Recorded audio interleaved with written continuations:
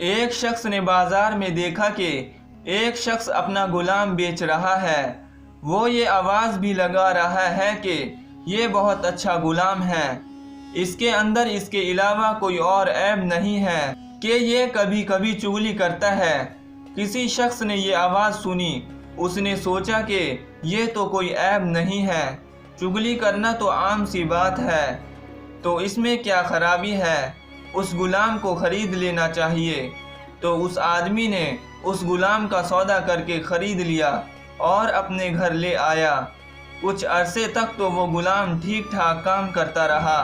اس کے بعد اس نے اپنا رنگ دکھانا شروع کر دیا، کیونکہ چغل خوری کرنے میں وہ بہت ماہر تھا۔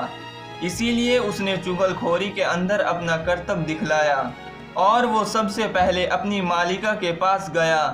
اسے جا کر کہا کہ آپ کے شوہر جو میرے آقا ہیں، وہ کوئی اور عورت سے تعلق رکھتے ہیں اور اس کے پاس آتے جاتے بھی ہیں۔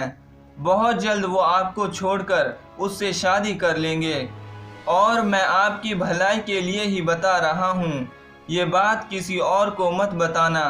یہ بات سن کر اس کی بیوی بہت گھبرائی اور پریشان ہو گئی۔ پھر غلام نے ہی اس کی پریشانی کا علاج بتایا، اور اس نے کہا میرے پاس ایک ترکیب ہے، کہو تو میں آپ کو بتا دوں اور تم اس ترکیب پر عمل کر لو۔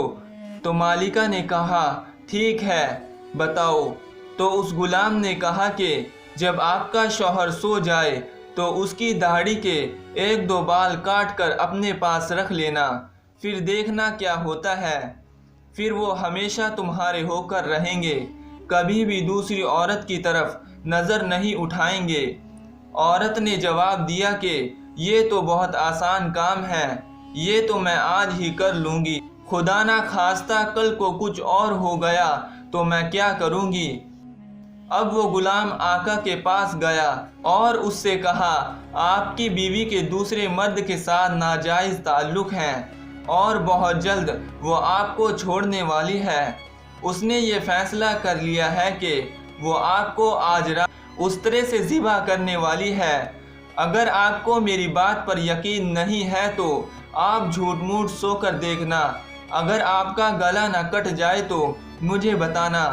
پھر شوہر گھر گیا اور جھوٹ موٹ کا سو گیا۔ ادھر بیوی اس انتظار میں تھی کہ کب ان کی آنکھ لگے تو میں اپنا کام کروں۔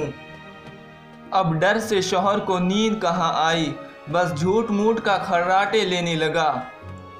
اب تو اس کی بیوی کو یقین ہو گیا کہ اس کو نیند آ گئی۔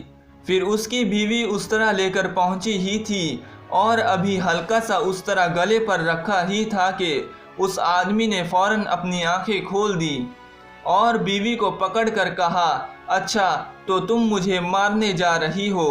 اس کو غصہ تو پہلے سے ہی آ رہا تھا، تبھی اس نے اپنی بیوی سے اس طرح چھین کر اپنی بیوی کا ہی گلا کاٹ دیا۔ جب بیوی کے خاندان والوں کو پتہ چلا کہ اس کے شوہر نے ہماری بیٹی کو قتل کر دیا ہے تو انہوں نے آ کر اسی طرح سے اس کے شوہر کو بھی قتل کر دیا۔